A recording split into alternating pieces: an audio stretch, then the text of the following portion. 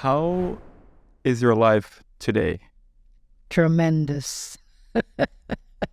This is what I call chapter 3 on my own. And that son I mentioned, he passed away a long time ago, brain cancer, so he's been gone a long time. And because of the way I conducted my affairs and the way I grew and changed, because the opportunities were there in this country in a sense of courses, all the books you wanted, all the information, I have created for myself the perfect life. So now I'm extremely content. So what do you do on a daily basis? Well, I teach yoga part-time, of course, and I'll be doing gardening. I'm just setting up my new home that I moved to after selling my house, taking care of, life, business, friends, visiting, the usual things, going out, shopping.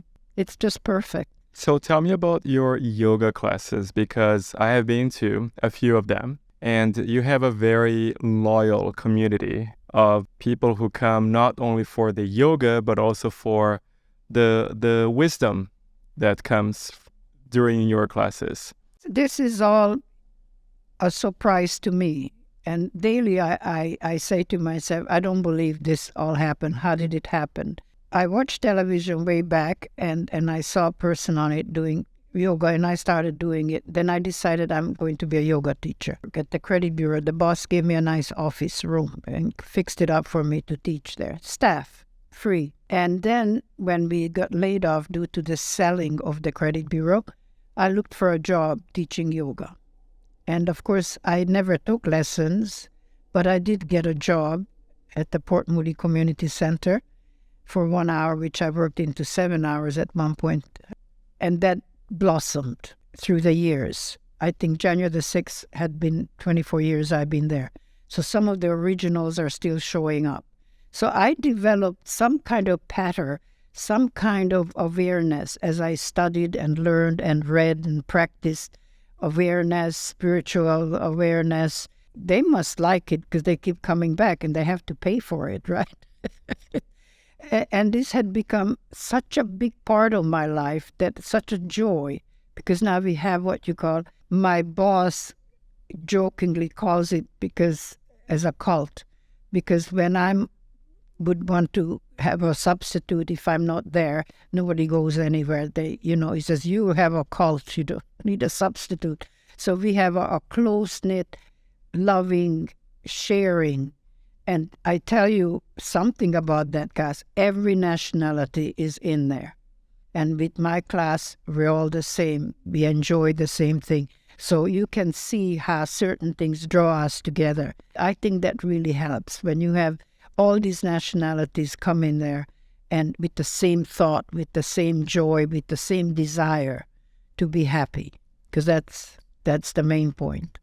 What about the needs? What are the similar needs that they have and that you try to fulfill with your messages? There is needs and then there is wants. It's an attitude about what you want or need. And if you think you don't have something and you want something, then it's already set in your mind that you're lacking that item and you don't have it.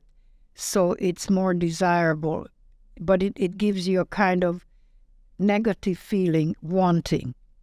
So the idea is that you already have it and it will show up. Like, be grateful what you have.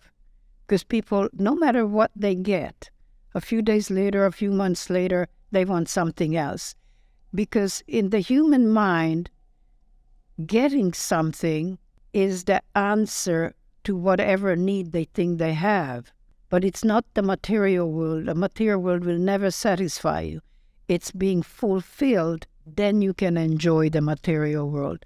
So I think we understand that in these yoga classes, that you have to allow yourself the joy of being.